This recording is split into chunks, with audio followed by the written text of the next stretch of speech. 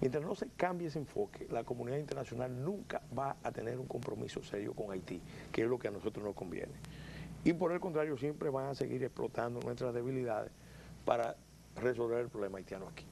Y eso ni es justo con Haití, Ni es justo con ni es nosotros. justo con nosotros. Mucho menos con nosotros. Y a la larga termina creando una desestabilización.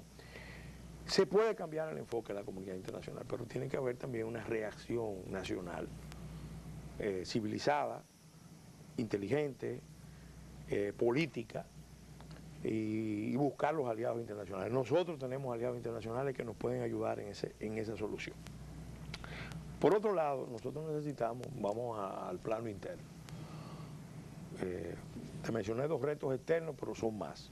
Nosotros necesitamos transformar el modelo político. Y el modelo político tiene, para transformarlo, tú tienes que impulsar políticas que logren esencialmente que la gente dependa menos del favor político, que la gente tenga más libertad y más seguridad para realizar su vida sin depender del favor político. Pues tú estás hablando entonces de la necesidad de invertir más en educación, por ejemplo, en la creación Mira, de yo te empleo. voy a mencionar algunos aspectos de una política que logra ese resultado. Más inversión en educación, pero también más inversión en tecnología, la información y conocimiento, y sobre todo garantizar el mayor acceso. Para decirte, el Internet debe estar en las casas dominicanas como hoy está la televisión, porque es una herramienta de trabajo, de estudio, de información, de organización, tiene sus riesgos, pero en la sociedad moderna no es posible tú pensar en una economía de redes, una economía moderna, si tú no tienes esa herramienta. Y apenas el 20% de la población dominicana tiene acceso. Y esta es una materia donde si nosotros no avanzamos mucho y rápido, nos quedamos muy rezagados y por mucho tiempo. Y no sería conveniente, pero antes que tú continúes, ¿no sería conveniente primero que la internet, la educación? Ambas de la mano, porque hay que invertir más en educación. Por ejemplo, yo hice la propuesta del 6%.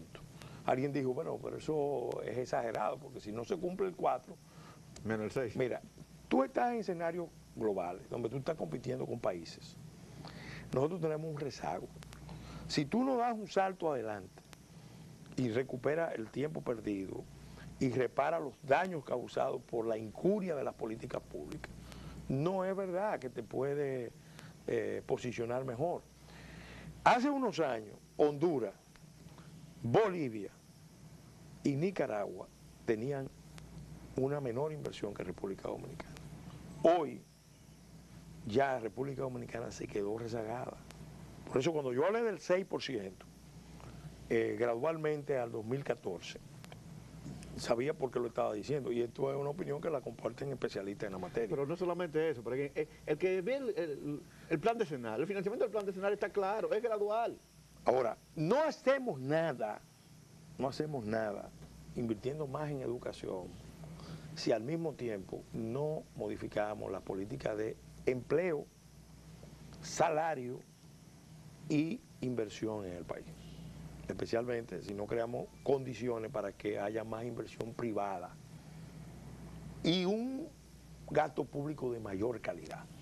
Esos son aspectos esencialísimos para lograr que la gente dependa menos de la inversión del favor político. Apenas el 30% de la población dominicana está en la economía formal. El 56% economía informal y el resto está desempleado. Y yo creo que esos números son todavía más críticos. Entonces, la política de empleo tiene que estar en la base de la política de desarrollo. Ahora, eso implica proteger los mercados laborales, favorecer la intermediación laboral, a bajo costo, es decir, debe haber un servicio público de intermediación laboral. La intermediación laboral implica aquellos que están buscando trabajo y las empresas que dan trabajo. Entonces tiene que modificar también la estructura productiva, porque nosotros somos un país que crece pero no genera empleo. Claro. Entonces la intermediación laboral tiene que ser a partir de la base de reestructurar los sectores productivos. Claro, por ejemplo, ¿qué te impide a ti que en los ayuntamientos haya una oficina de información laboral para que la pequeña y mediana empresa vaya a buscar en la base de datos de esas oficinas sus empleados. Oye, como se maneja ahora lo mismo los ayuntamientos, no hay forma. No hay forma de porque es un cambio que hay que hacer, estamos de acuerdo, pero fíjate, esas son herramientas importantes. Ahora, tú quieres otra herramienta importante que es revolucionaria para hacer que la gente dependa menos del favor político. Impulsa una política de titularización de propiedades urbanas y rurales.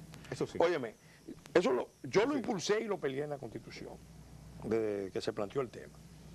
Porque aquí tenemos más de 500.000 de familias que tienen activos ilegales, que no tienen título. Ilegales. Entonces no pueden accesar a financiamiento porque no tienen garantía. Entonces, con una política con criterio claro, no que cada institución tenga su política dentro de un esquema de reparto, sino una política nacional de titulación de propiedades urbanas y rurales, tú logras una revolución económica y social, porque le da a la democracia una base propietaria más fuerte, mejora las condiciones para el surgimiento del mercado de capital, obviamente mejora el crédito de las personas automáticamente, la solvencia, hasta el talante de la familia y de las personas cambia. Entonces, esas son políticas muy claras. Te puedo seguir mencionando, nosotros por ejemplo tenemos un compromiso muy fuerte con el sector agropecuario. ¿Por qué?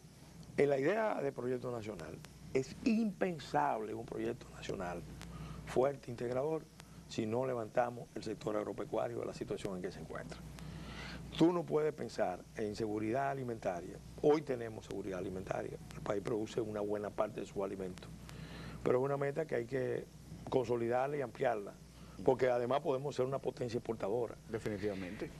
La gestión de los recursos medioambientales no es posible si hay pobreza rural extendida.